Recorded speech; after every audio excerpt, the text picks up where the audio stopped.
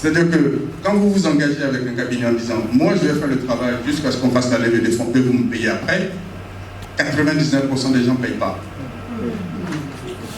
Non mais il faut qu'on soit clair. Voilà pourquoi on change de méthode. On dit « payez d'abord ». Donc ce sont les malhonnêtes qui font que ceux qui sont honnêtes en payent le prix. Mais moi je vous dis, c'est un cas pratique. Pendant 2 ans, on a fait ça. Et je peux vous dire que sur les 120 personnes qu'on a financées, il y en a 2 qu'on a revues. Au final, qu'est-ce qu'on fait? On est aussi une entreprise. Voilà. Donc, encore une fois, si vous pouvez vous faire aider, pas de souci. Mais dans un premier temps, quand vous avez une idée, il faut que ça vous mette dans la tête que vous pouvez faire toutes ces étapes-là et que ça a un coût. Il faut que vous le... Parce que souvent les gens l'oublient. Ils disent non, ça c'est pas important, ça c'est pas important, ça c'est pas important. Sauf qu'au moment où ils vont chercher les fonds, c'est là que tu le fasses. Donc, pour dire simplement, les exécutifs se marient est quelque chose de très important. Il y a un autre document qui est important, qu'on appelle en anglais le pitch, qui est un peu plus costaud, un peu plus consistant. Là, quand vous arrivez au niveau du pitch, c'est-à-dire que votre investisseur il est intéressé par votre produit. Là, il commence à dire ok, je vais investir. Il a 60% de dire oui. Donc il fait un peu plus de détails. Ça aussi, ce sont des documents que l'on construit. D'accord? Ce pitch-là, en gros, vous avez 2 minutes chrono en main pour présenter votre projet. Et je vous mets au défi, tout ce temps que vous êtes, de présenter votre projet en 2 minutes à une personne. C'est pas si facile que ça. 2 minutes pour préparer, pour présenter tout ce que vous avez construit, vous avez pensé pendant des années à une personne. 2 minutes. Vous pouvez? Chapeau. Ah, il y en a un autre là-bas qui peut. Bon, chapeau. Mais comme quoi, c'est pas si évident que ça. Ce n'est vraiment pas si évident que ça. Or, ce sont des éléments dont l'investisseur va avoir besoin parce que, encore une fois, vous avez le temps d'écrire tous les documents, mais lui, il a juste quelques instants à vous accorder. Vous voulez que je vous dise Google, je le dis en Google. Pour avoir son financement pour commencer Google, il a fait son pitch dans un ascenseur. Il courait et puis il a vu le patron d'un fonds d'investissement, il est rentré avec lui, il a bloqué l'ascenseur, il monte 2 étages, il a eu ces 2 étages-là pour vendre son idée. Quand ça s'est ouvert, le monsieur il est parti. Après il a appelé parce que pendant ces 2 secondes-là, ou ces 2 minutes-là, il a pu vendre son projet. Pourquoi? Parce qu'on n'a pas le temps. Les gens, en général, les investisseurs n'ont pas beaucoup de temps. Mais ça donne aussi la vision de la personne qui maîtrise son sujet. Ça veut dire que la personne est capable, en très peu de temps, d'extraire l'essentiel de son projet pour l'expliquer. Ça aussi, c'est une qualité d'un promoteur. Pas, mais il n'est pas partie prenante dans votre activité. D'accord?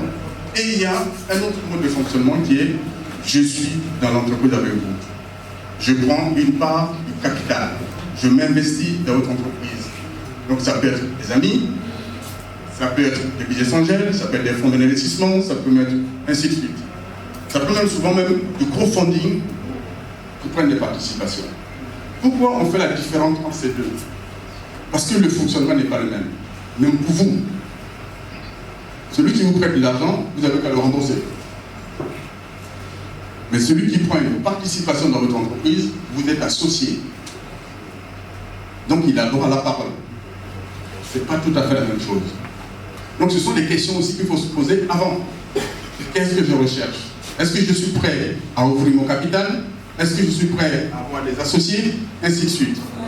Si vous n'êtes pas prêt à ouvrir le capital, ça ne sert à rien qu'on aille chercher des financements dilutifs. Par contre, si vous êtes prêt, on peut l'ouvrir. Donc, ce sont des questions qu'avec votre cabinet ou la personne qui vous accompagne, les questions à laquelle vous devez répondre. Est-ce que je suis prêt? Alors, avec un exemple, la plupart des gens qui ont leur business, ils ne veulent pas qu'on prenne du capital. Ah, ils n'aiment pas ça, parce que c'est leur bébé. C'est une grosse erreur. C'est une grosse erreur, pourquoi? Parce que, quand vous allez chercher du financement, et surtout quand on va chercher du financement, encore une fois, on ne va pas chercher que de l'argent. C'est vrai que vous demandez de l'argent, mais ce n'est pas toujours l'argent qu'on va demander. Ce qu'on va chercher, c'est quel est l'industriel, quel est le partenaire qui va vous accompagner pour grossir votre entreprise. Il ne faut pas l'oublier, il y a le réseau de distribution, il y a le réseau sur l'international, il y a le réseau sur certains pays. Ce partenaire sera plus utile qu'une banque qui vous prête exactement le même fonds. Donc tout ça, ce sont des questions que la personne ou le cabinet qui vous accompagne va pouvoir vous dire quel est le mieux pour vous. Mais une fois qu'il est dans votre capital, parce que ça c'est la crainte de tout chef d'entreprise. Je ne le connais pas, je ne sais pas d'où il sort, c'est mon business, j'ai pensé ça depuis 20 ans, pourquoi il va venir m'emmerder, entre guillemets?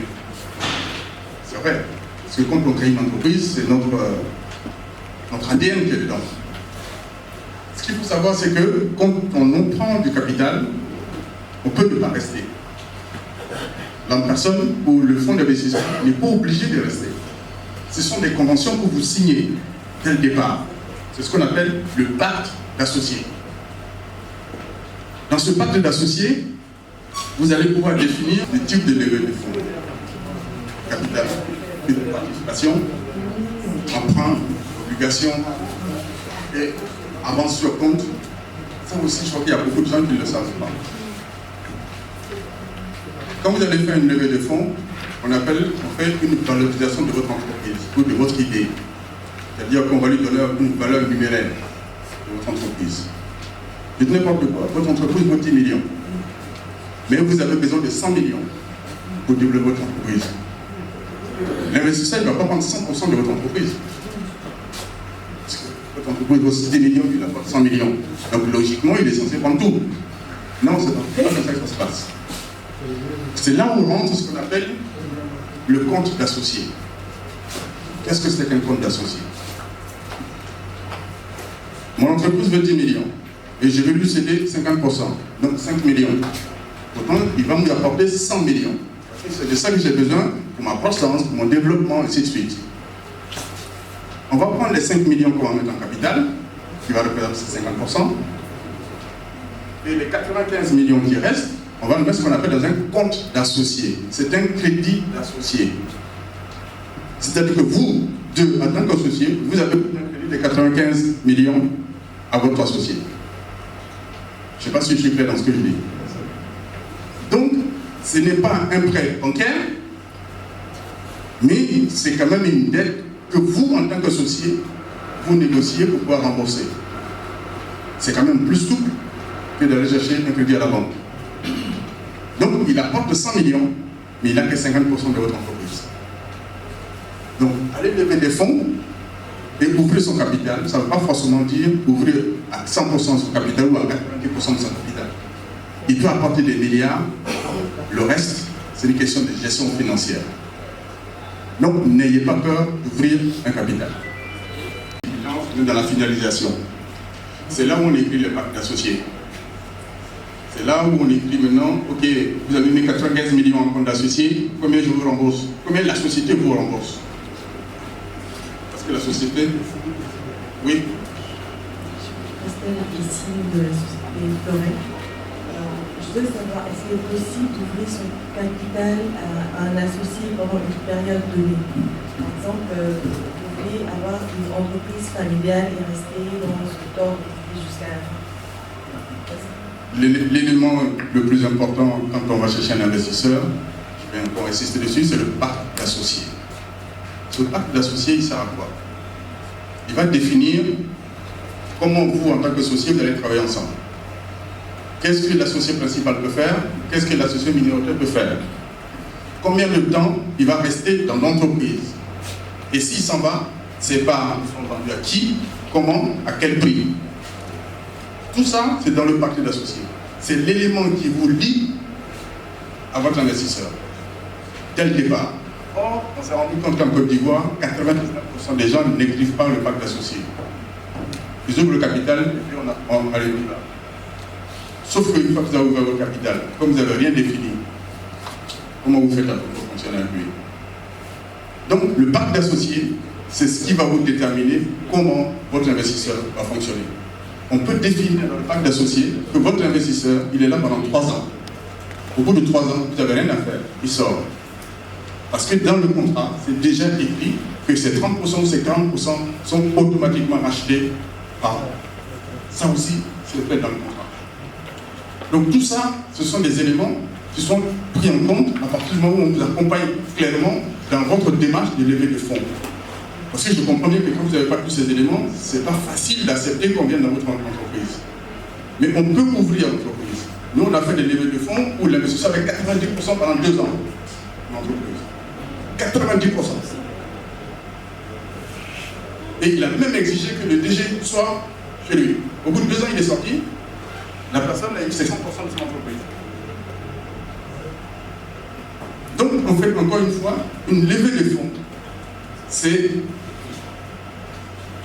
du travail avec vous. C'est pour ça que je vous disais tout au départ, il est important qu'on sache exactement ce que vous voulez. Où est-ce que vous voulez aller? La différence entre la part de l'associé qui partage les bénéfices en fin d'exploitation et puis maintenant le compte courant associé. Le compte courant associé, comme vous l'avez dit, c'est un prêt que l'associé fait à l'entreprise. Donc on doit rembourser. Maintenant, c'est les clauses, est-ce qu'il y a un taux d'intérêt? Maintenant, quelle est la différence entre les dividendes que l'associé gagne?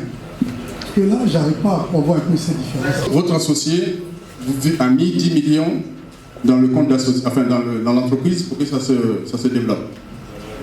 Ces 10 millions, on le met en compte d'associé. Dans la convention pour rembourser les 10 millions, vous mettez que vous remboursez 1 million tous les ans. À la fin de l'année, vous avez 20 millions de bénéfices. On va d'abord enlever les 1 million de remboursement de votre compte associé et vous allez diviser les 19 millions entre vous. Selon les parts qui reviennent à chacun. C'est bon, c'est clair? Oui.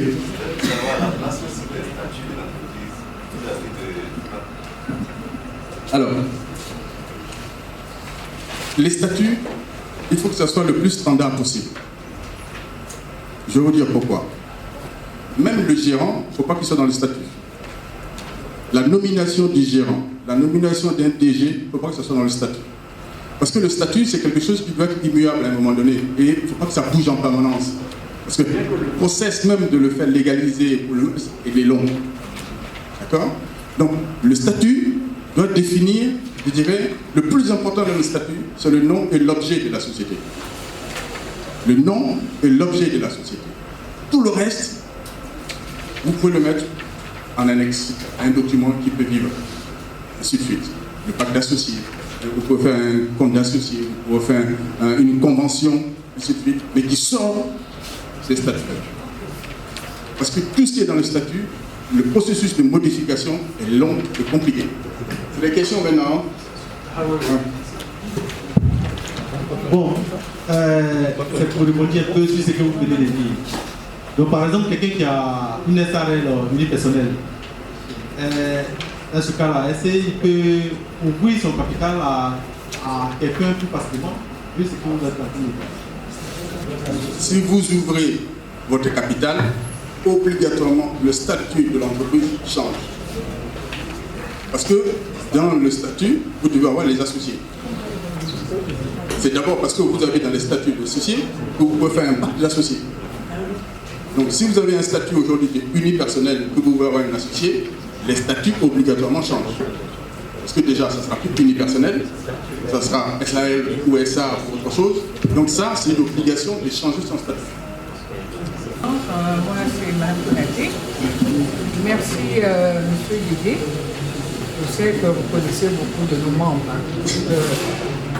Depuis le temps qu'on vous tourne autour. Là, je remercie vraiment le CDT et Côte d'Ivoire PME de nous avoir invités. Parce que moi, j'ai bien compris, j'ai bien assimilé ce qu'on nous a présenté.